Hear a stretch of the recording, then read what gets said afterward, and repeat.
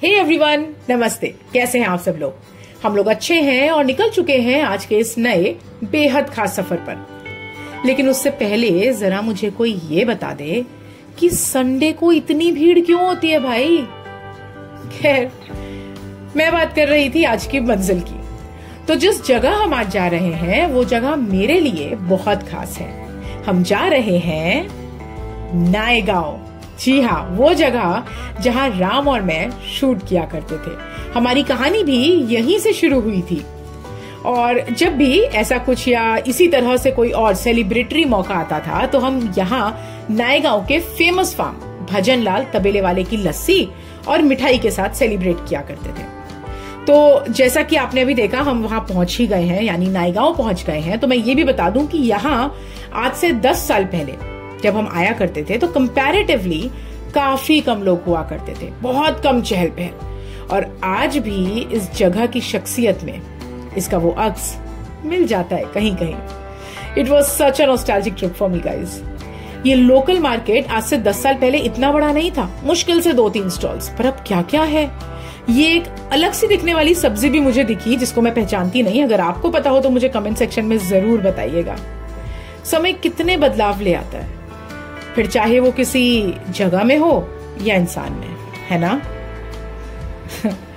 खैर, हम बढ़ते हैं अपनी मंजिल की ओर। मैंने अभी जिक्र किया भजनलाल तबेले वाले का। सो यू नो व्हाट, जब हम यहाँ पे पार्टी किया करते थे ना, तब मुझे ये जरा इल्म नहीं था कि इस जगह का इतिहास इतना अमीर है। एक ऐसा इतिहास जो कल जितना अहम था, आज और आने वाले कल में भी इसका वजूद उतना या उससे भी कहीं ज्यादा बलवान होगा। क्योंकि जिस इंसान की कहानी से इस जगह का इतिहास बना है, वो कहानी महसूस कर किसी भी दौर का इंसान मुतासर होगा, यानी इंस्पायर होगा।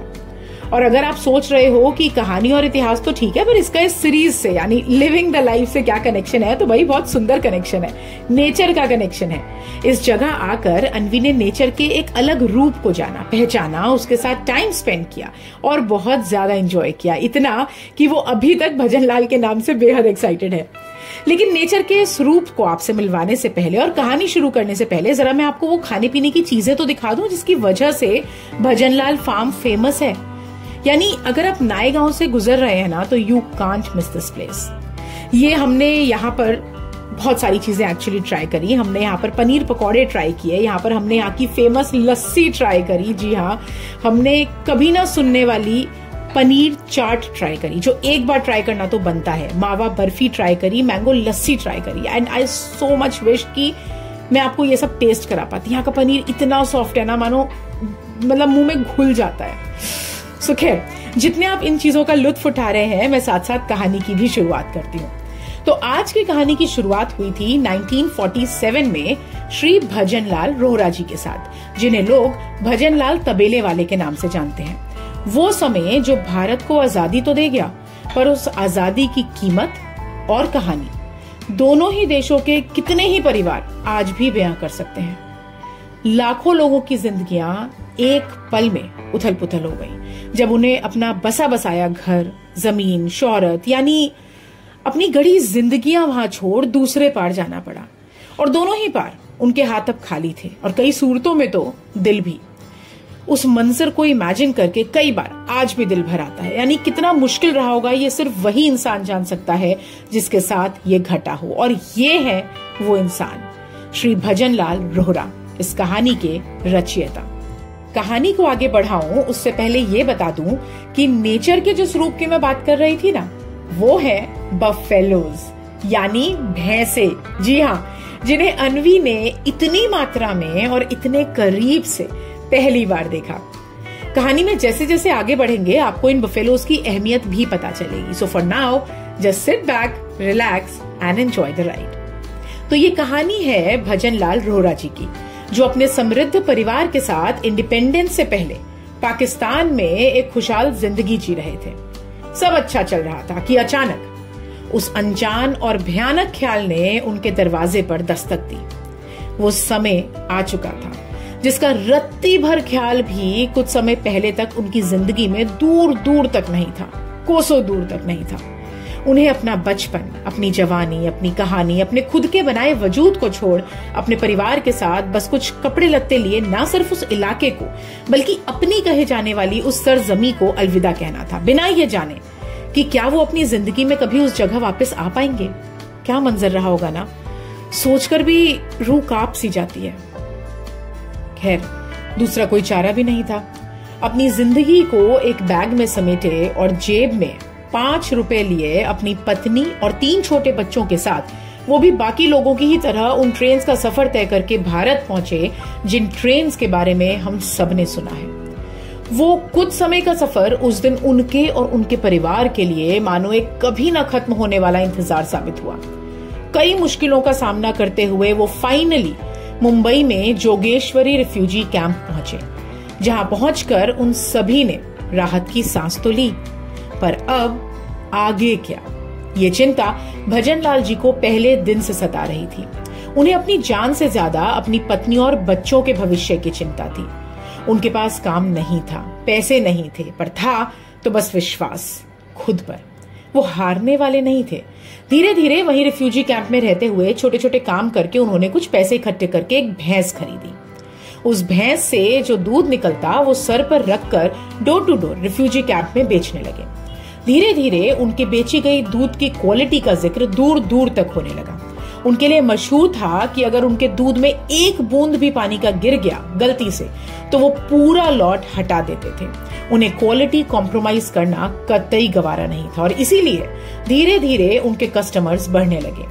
50s आते आते उन्हें घर तो नहीं मिला, पर रिफ्यूजी कैंप का एड्रेस बदल गया। अब वो बोरीवली शिफ्ट हो गए। जी हाँ, और बोरीवली में उन्हें मिली एक छोटी सी जमीन, या यूं कहें कि छोटी सी जमीन का एक छोटा सा हिस्सा, जिसको उन्होंने अकेले साफ किया, पूरा उसे इस काबिल बनाया कि वहां बफेलोज रह सके। और धीरे धीरे समय के साथ साथ मिड 50s आते आते उनकी बफेलोज की मात्रा भी बढ़ी। अब करीबन 12 से 15 बफेलोज उनके पास आ चुकी थी। समय के साथ बोरीवली में बफेलोज की क्वांटिटी बढ़कर 200 हुई, पर क्वालिटी अब भी वही पुरानी वाली, जिसके लोग दूर दूर तक कायल थे।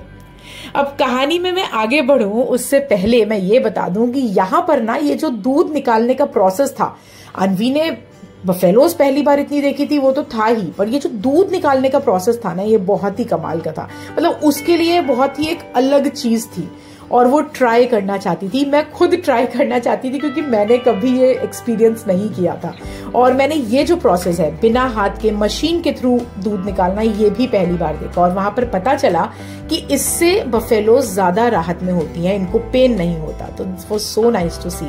और फिर मैंने भी एक बार ट्राई किया दूध निकालना and it was such an experience for me. एक बहुत ही प्योर फीलिंग थी वो करते वक्त। So it was such a nice gesture. उन्होंने हमें वहां ट्राई करवाया। तो अब कहानी पर वापस आऊं तो जैसा कि मैंने बताया, क्वालिटी में बिल्कुल कॉम्प्रोमाइज नहीं था। अभी भी लोग दूर दूर तक उनकी दूध की क्वालिटी के कायल थे। 5 रुपए और एक रिफ्यूजी कैंप से लेकर एक जमीन का टुकड़ा और 200 भैंसों तक का सफर किसी भी मायने में आसान तो नहीं रहा होगा, पर उन्होंने कभी भी अपनी दिक्कतों को, चैलेंजेस को अपने परिवार के सामने नहीं रखा। उनका मानना था कि उन्होंने जिन मुश्किलों का सामना किया और जैसे सामना किया, वो अपनी आगे की पीढ़ियों को बताकर कहीं ना कहीं उनकी शख्सियत में एक रुकावट ले आएंगे, एक लिमिटेशन ले आएंगे। उनकी जिंदगी का हमेशा एक ही उसूल रहा और वो था किसी भी हालात का जमकर सामना करना, फाइट करना और किसी भी कीमत पर हार ना मानना। और जैसा कि आप यहाँ देख सकते हो, अनवी ने भी बहुत एंजॉय किया। उसके लिए ये सारी चीजें पहली बार हो रही थी, तो शी एंजॉयड अ लॉट। उसने दोस्त भी बनाया, भी आप आगे देखोगे। तो कहानी पर वापस आए तो 50s से 70s की स्टार्टिंग तक भजनलाल जी बोरीवली से काम करते रहे और फिर 70s में अपनी 200 भैंसों के साथ उन्होंने एक नई जगह यानी नाय गांव में कदम रखा, जहां उन्होंने जमीन खरीदी और धीरे धीरे अपने बफेलोज की मात्रा भी बढ़ाई। आज की डेट में भजनलाल सन्स के फार्म पर 1500 बफेलोज और 40 गायें हैं एंड ऑल ओवर मुंबई यानी वसई से लेकर कांदीवली तक इनकी 23 ब्रांचेस हैं, जहां आज भी इनकी क्वालिटी का कोई तोड़ नहीं है।